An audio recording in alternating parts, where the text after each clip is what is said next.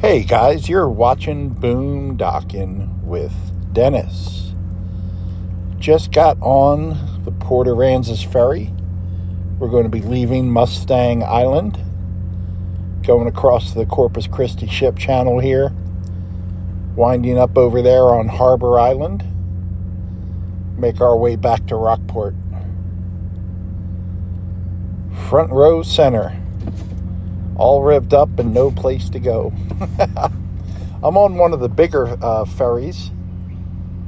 They added the first larger ferry back in 2011 and added the one I'm on a little bit after that. The larger ferry boats carried 28 cars.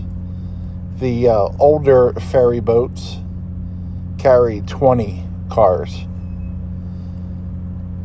And I had read a little bit the other day about the significant differences in the operational practices that go along with each type of ferry here. You can kind of see over there, there's 5 bays where a ferry can dock. I believe there's 5 on this side too, although, good morning, sir. Nothing to see here. But from the angle I'm currently at, I can't really see all the bays. There's trucks on both sides of me. It was a hot day. I'm kind of looking over there, and I had read about the other large ferry, and it's going to be docked right on the other side. That was the Charles W. Held, I believe is how you pronounce the last name, Heald. When I first started coming here, I was told, so it must be true, that the ferries were named after some of the old captains, and that is not true. Charles W. Held was an executive director of the Texas Department of Transportation.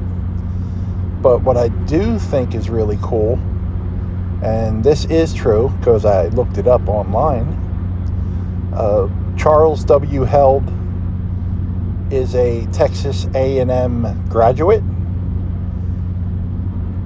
and his colors are on the ferry.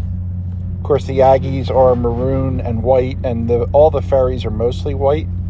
But when we get a little closer, you can see it's trimmed in maroon, which is pretty cool. So if you ever get bored, you could look up the name of each ferry boat, see who it was named after, check the history, and see why the ferry has those colors. But there's a neat little thing you can look up when you're in a 2-hour ferry line on the 4th of July. The bigger ferries, the one I'm on now and the Charles W. Held, they're 48 meters by 16 meters. The Held got here in 2011, and at that time the cost was $6.4 million. You see the kind of the highlights of it there? The maroon colors on it? I thought that was pretty neat, and I kind of knew that from before, but I think it's pretty fascinating to look those things up.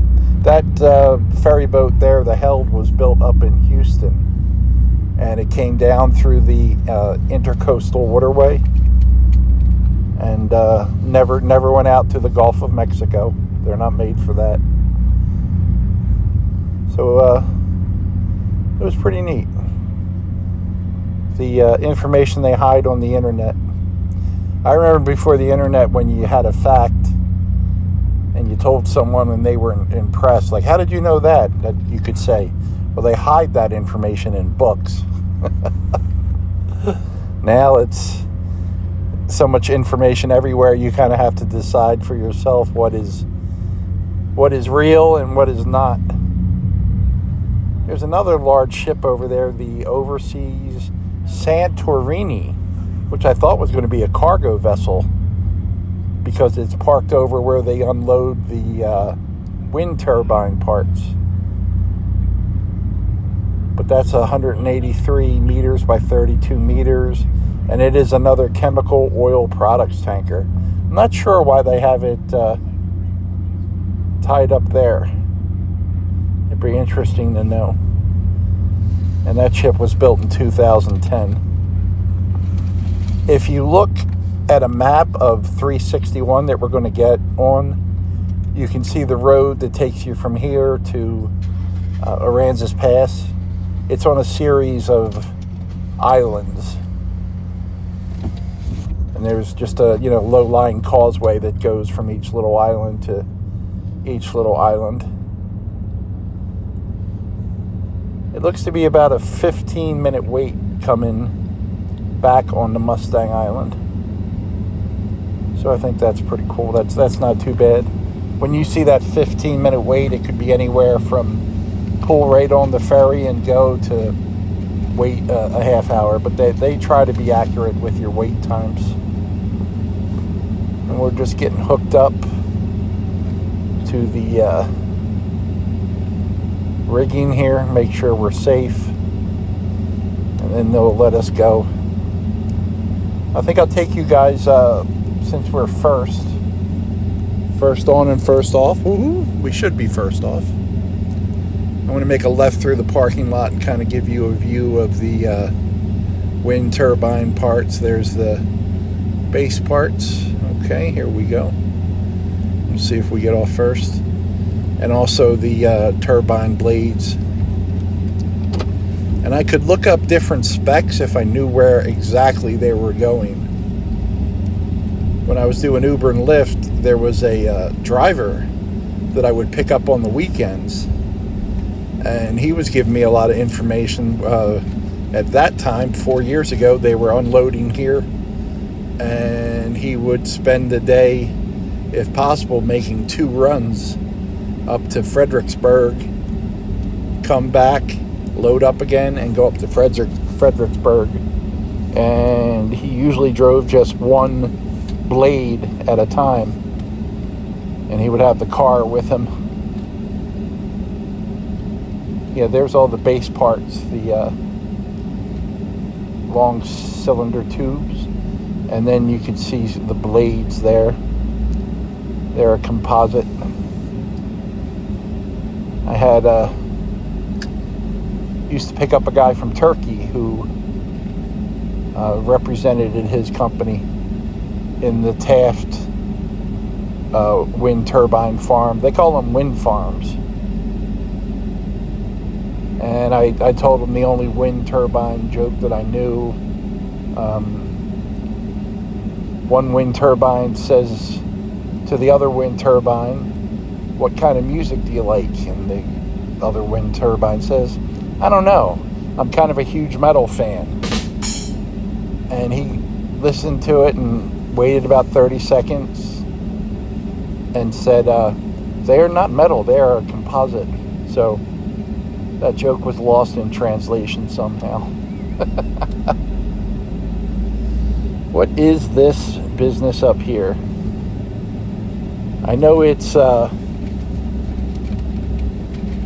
it Harbor Marine or something like that? I have to get up there and see. I wonder why that bike is there. That's weird that someone would lock their bike all the way up here. All these cars parked here, guys. A lot of people park in this lot and then will take a bike or a skateboard or walk to the ferry and then walk to their job out on Mustang Island or ride their bike or whatever. And that way they don't have to wait in a 2-hour ferry line. When you're a walk-on, they let you on. There is no lining up. The first boat pulls up, they get all the pedestrians on it.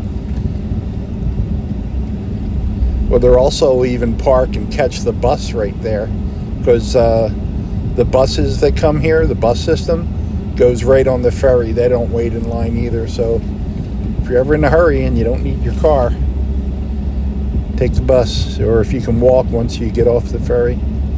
This is 361, and we are going to take it towards Aransas Pass.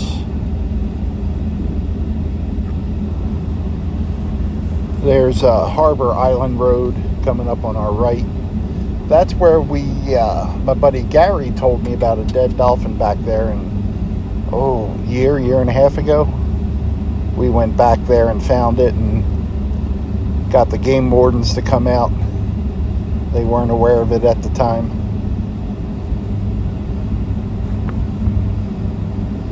We're going to be coming up as soon as we go over this little piece of causeway. We'll be off Harbor Island,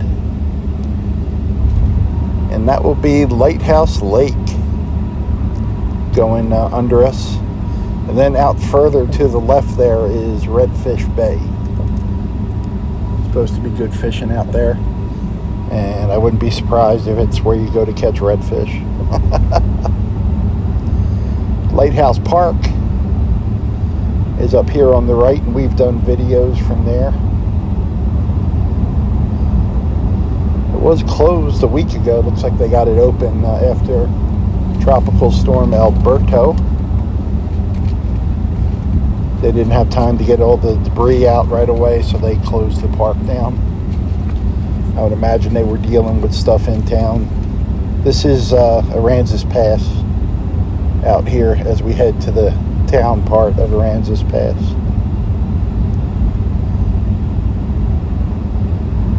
When we go over the next causeway, we will be on Stedman Island.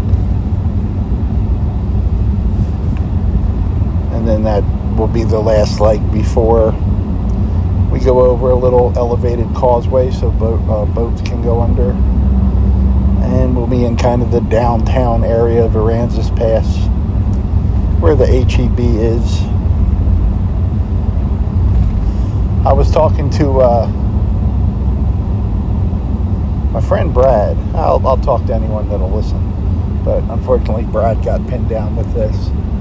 I had asked several people in Rockport who have lived there a long time if they have ever seen a live turtle in Aransas Bay, and they both said no. They'll see the occasional dead one wash ashore, but it was odd to me. I would see so many different types of turtles in Port Aransas and Roberts Point Park, and they're really not that far. They're within eyesight, of each other, maybe 11, 12 miles.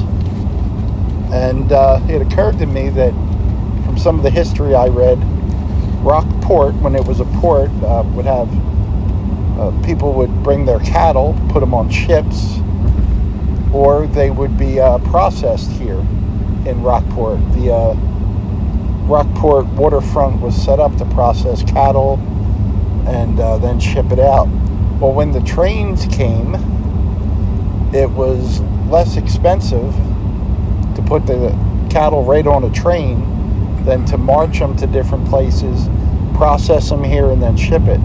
They would put them on a train to, say, Dallas, and they would be processed up there. Well, that left Rockport with all these processing centers and different kinds of, basically the infrastructure to slaughter and can cattle. They came up with the idea of switching it to turtles, canned turtle meat, turtle shells for souvenirs. You've heard of tortoise shell glasses. That's where they came from. And then they depleted the turtle population in Aransas Bay. Well, what happens is when turtles lay their eggs, the female turtles come back to the exact same spot and lay their eggs. Over the years, those turtles were waked out, processed, not replaced, there was no thought of conservation. We probably didn't know a whole lot about turtles back then. And today, there's no turtles coming. Generations and generations and generations of turtles that would have come here to lay their eggs are gone. People also ask why is there so many jellyfish in Rockport? Well, we screwed with nature. Guess what takes care of jellyfish? Turtles. Turtles eat jellyfish. So we kind of screwed ourselves on multiple levels without realizing it. And we've also changed the landscape of our beaches with bulkheads. And Rockport Beach is a man-made beach. It used to be a mud flat. Key Allegro, the island, the rich people island, used to be a mud flat. So we've done multiple things, and I'm sure no one was being evil and decided they didn't like turtles. It was a combination of things that just, there's no turtles here anymore. It's a shame.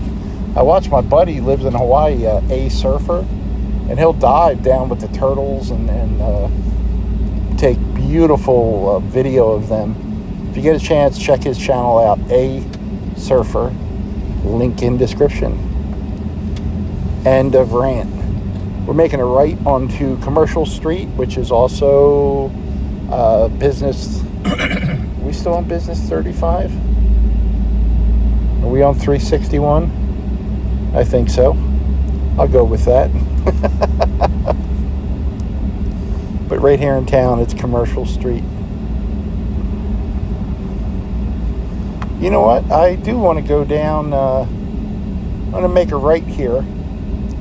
We went to Con Brown Harbor about a week ago, but a lot of these little side streets here in Port Aransas, you can go down and it will bring you to the other side of the harbor.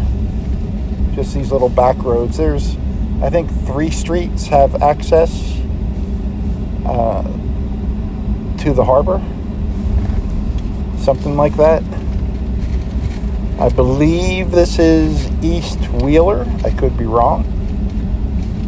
But there are 3 streets that go down across the railroad tracks.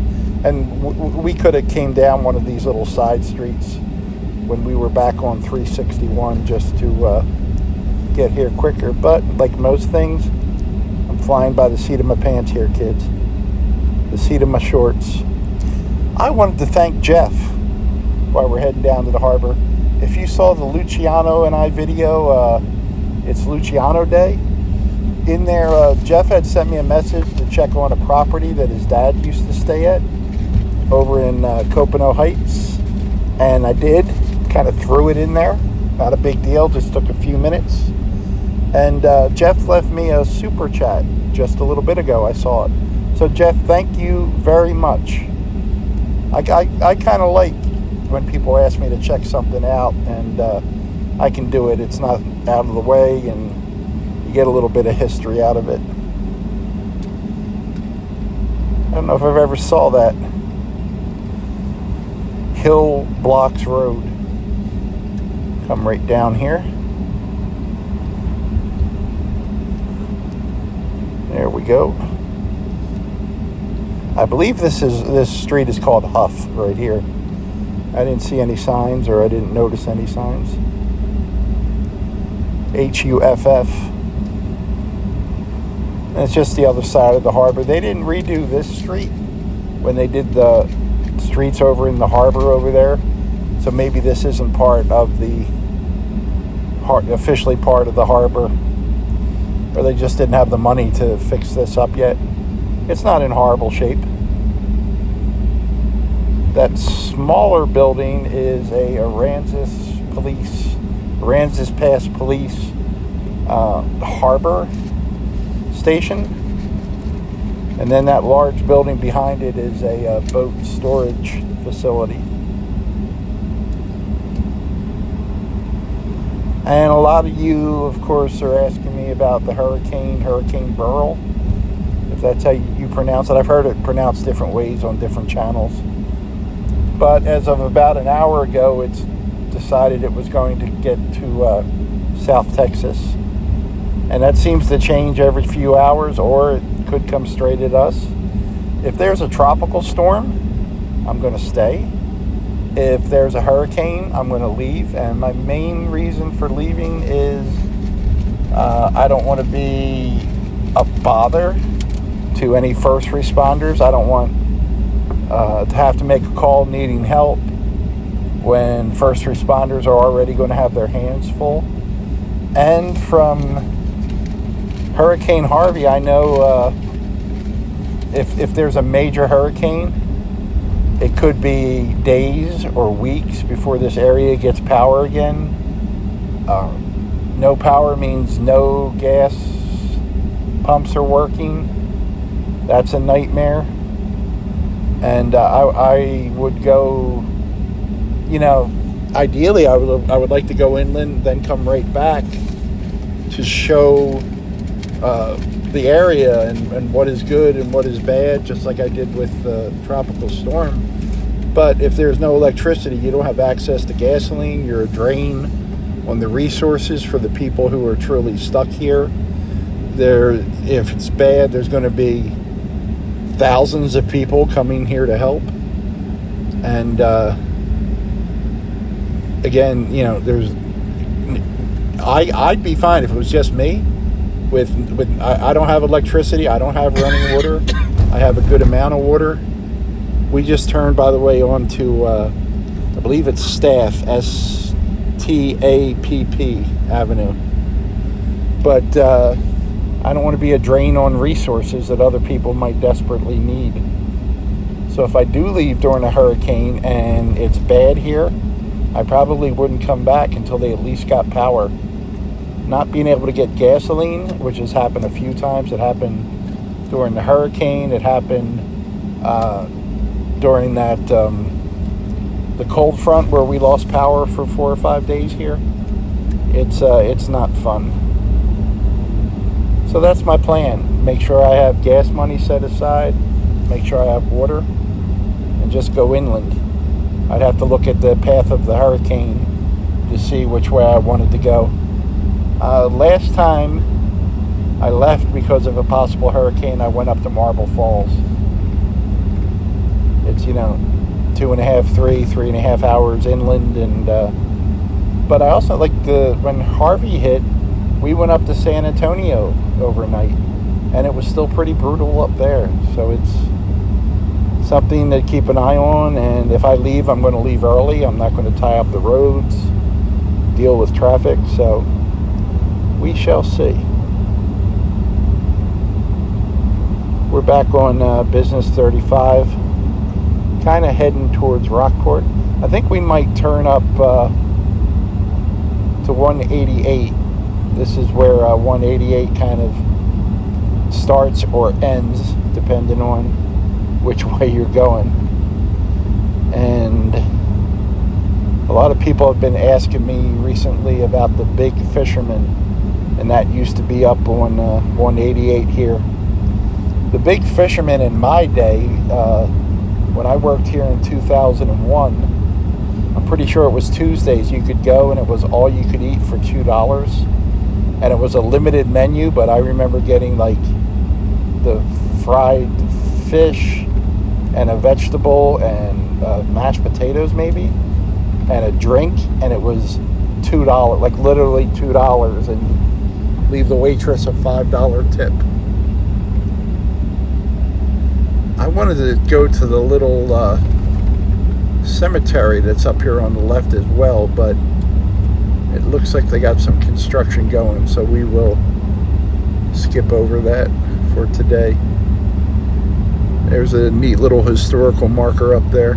We're right in front of Rockport terminals, and I have not seen a train come through here in a while. I haven't even seen a train parked down by the road. Every once in a while you would see some cars parked down by the road, or the dual engines. So I'm kind of wondering if they are still doing that. But we will go up here to 188 and then make a left. It's warm out today, but the humidity might be a little lower. I don't know if I just feel it worse on some days. But when I was over in Port Aransas, I didn't feel overly heated. And believe it or not, it's actually usually warmer in Port Aransas than it is Rockport, because it's an island and it's surrounded by water. That kind of acts as a buffer. Really keeps things a little cooler in the winter than Texas inland. During the day, it'll be cooler than it is inland here. But at night, there's not a big difference between the daytime temperature and the nighttime temperature, where it really tends to fluctuate inland. It'll cool off. So let's make a left here and go up 188 if you're following it home. Well, we might as well throw a horrible joke in. And this is if you're following on a map at home. What do me, John Wayne, and a map have in common? We're all legends. Okay.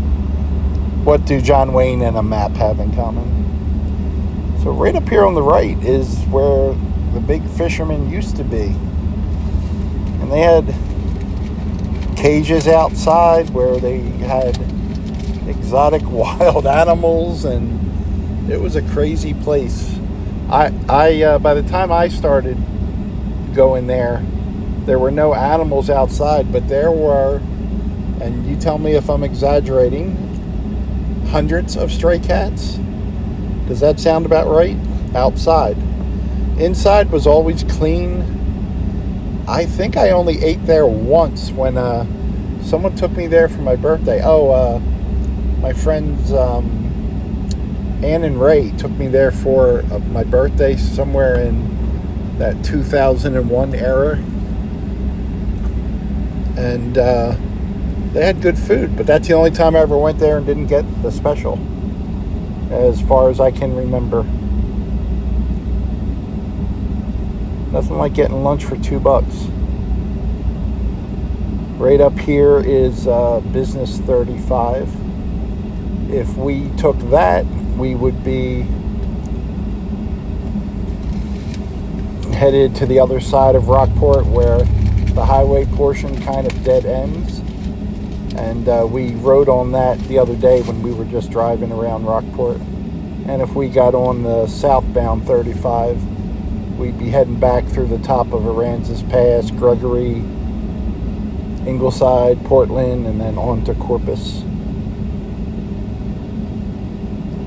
This RV park on the left here, when Hurricane Harvey hit, they had RVs stacked 3 and 4 high just from the wind. And I don't know how that happened without a tornado hitting it. I don't know how that happened, but it was ugly.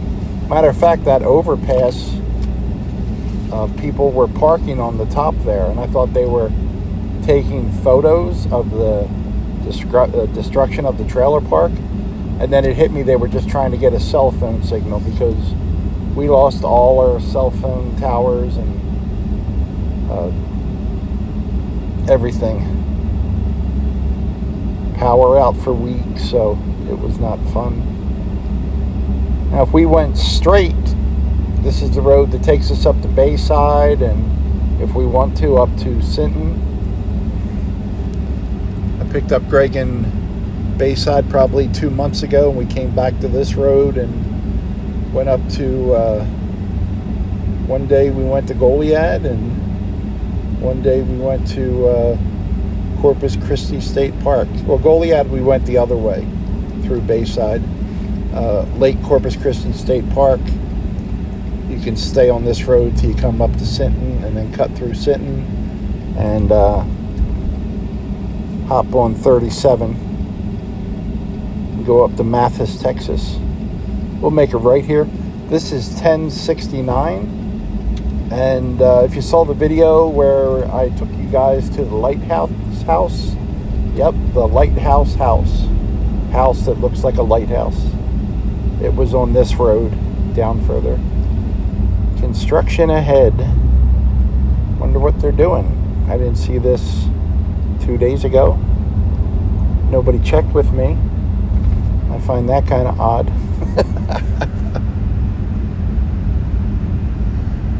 Got a lot of comments on the short I put out a few days ago, the fried avocado from San Juan. The fried avocado itself was good. The taco was good. The lettuce was good. And everything else I gave to the grackles.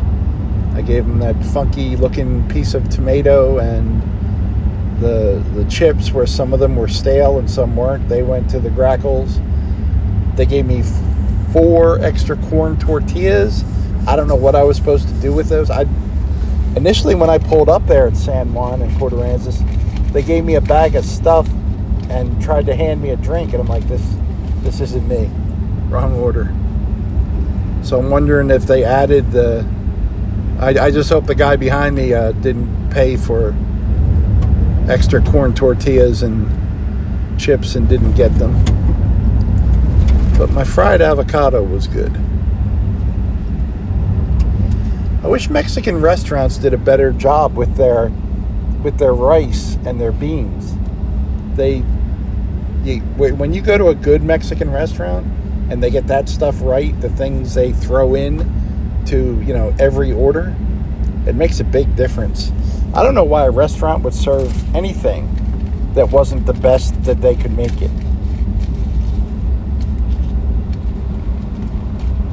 More construction. I do see flashing lights ahead. So they're doing something up there. I did see a sign that said end of construction, and then I look up ahead here and there's construction. It is funny about roads like this. They're so flat that when you come to a long straight part, you can't tell if something's a quarter mile away or 3 miles away. It's odd. And there's no one behind me, so I'm just taking my time getting there. They're letting the oncoming lane go. Okay, our lane's going to be shut down. That's okay. I'm old. This is probably the most exciting thing I'll do today. You got a flag. That's good. Do you know why the guys with flags get paid more than the guys with shovels?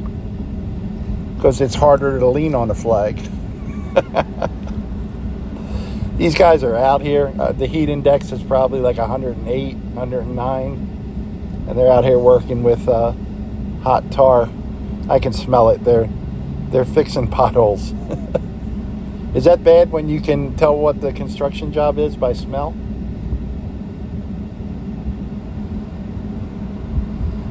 He's waiting for maybe for one more car, or just to get the clear signal from the other direction. There you go. Oh, wow. That was very military, wasn't it? He reminded me of the guys that tell the jets to take off, These poor guys, man. This is all ranch land out here. There's no farming going on this road on either side. It's all ranch. Ranch and construction. And these little roads that we're passing on the left and the right, we've done multiple videos from every road. I do love the what's down this road game. This road actually changes into Market Street and will take us straight to Austin Street. We'll make a one turn and we will be in downtown Rockport. You got your coffee? I got the last sip of mine. That was more like a half sip. See these telephone poles? Every one of them is 6 years old. Every telephone pole in this area from Hurricane Harvey. This is actually the way I came to work the day after Harvey. 35 was shut down, the highway going into Rockport. And we were just trying to get back to Rockport to see how much damage was at our office and at my boss's home. And fortunately, the office was in a steel building, so there was some debris damage, like wind blowing stuff into the metal, but nothing major. And my boss's house received some damage, but again, nothing major, where he took a bunch of generators and he never had to leave Rockport. He had a bunch of people staying at his home as well. But all the poles were down. There was no running electricity, but we didn't know that at the time. And occasionally a wire across the road. What didn't occur to me was dead animals, dead cows, sometimes a dead horse, dead goats, and a lot of cattle just roaming free. There was a rancher in a pickup truck just kind of herding his cattle back to his property. He had probably his son, someone about 25, walking on one side of the truck, and they're just kind of slowly moving the cattle. And I just remember hearing him saying, like that one's not ours, and it was like, that one's Jim's, grab that one for Jim. Like they're trying to sort the cattle, you know. Just people trying to get through it. When Hurricane Harvey hit, right down there was Cape Valero Road, where the Lighthouse House is, kids. I was in Portland, Texas. I came back. My carport in front of my apartment was a tangled mess, just twisted up. But I didn't have a broken window. I had a 3-bedroom, 2-bathroom, 2-story rental. And not even a window broken, but there was dust, like dirt on the windowsills, that the winds were so intense it blew any little gap in the windows, it blew dirt through it. And I had people staying with me. Like the first 3 or 4 days, we didn't have power or water. And we got water, I think, it might have been day 3. We got water, and then the next day we got electricity, and then almost instantly we got cable TV and internet back, which was huge. And once I got electricity, more people came to stay with us, because everyone I knew in Rockport didn't have power for a long time. We just passed under Highway 35 again, and we are officially on Market Street.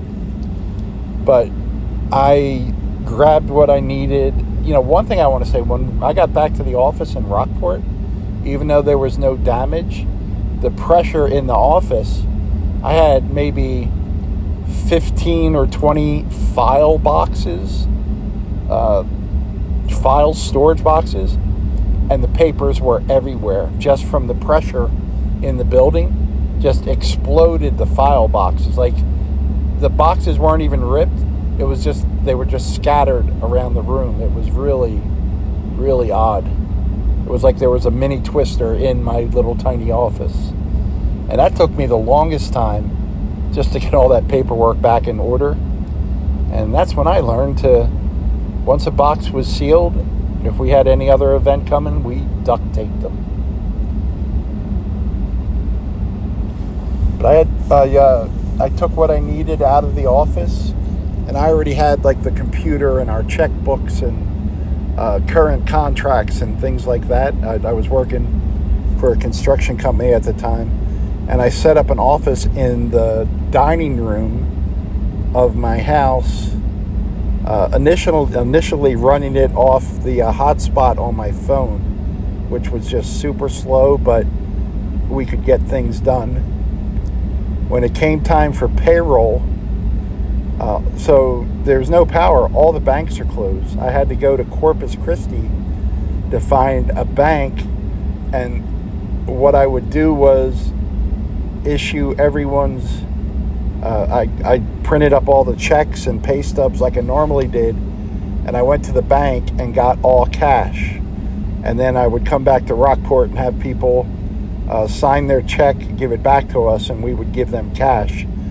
Because if they had to take a half a day off to go to drive to cash their checks in Corpus, that was not going to be good for us. We were extremely busy. Hurricanes are horrible for people and great for honest contractors, to be blunt with you. So it was just something to deal. But yeah, at the bank in Corpus, they had a policy that they could only give out $1,000 cash, and I'm like, well, we need $14,000. So, and I just kind of browbeated them until we got our money, and then I would come back with put cash and already have it broken down for everyone with their pay envelopes, and it was a lot of additional work, but it was just so our guys could keep working. And it's also kind of hard to run a business in your dining room when you have quite a few people staying in your house, and they have kids, and you're 5 feet from a giant TV. I'm used to being by myself, and yeah, it was a tough time for everybody. My buddy Mark came and stayed with me, and he always had his son Ethan with him, and sometimes he would have Elijah, and his daughter came, and his ex-wife and her husband even came, because there was times where we were the only people with showers, and we were the only people with little things you don't think about, like a washer and dryer that works, and we had a microwave. And I remember people were kind of shell-shocked. They would come to our house and just like stare at a TV like they hadn't seen a TV in 2 weeks, and you could tell that everyone was kind of traumatized. This is the street. We're on Market. This portion is where I said I got pulled over 3 times, and it's the only times I've been pulled over in Texas. To their credit, they finally did put up a street sign. Now, when I got on this street, I noticed I was going 30, and the guy in front of me was going about 45, and then he slowed down real quick, and I thought for sure we'd see a cop back there, but I did not. This street on the 4th of July, there was a lot going on, absolutely mobbed. And I wasn't on this street this year, but I know it was, because there's the 4th of July, there's the fireworks, they're having a wine and art festival. Yeah, just a whole lot going on. We'll cut through the harbor here and then wrap it up, guys. There's the seashell shop. I don't mention that too much anymore because Luciano charges all his stuff over at the church. They have outdoor outlets there that they said he could use. And he used to go right to that seashell shop.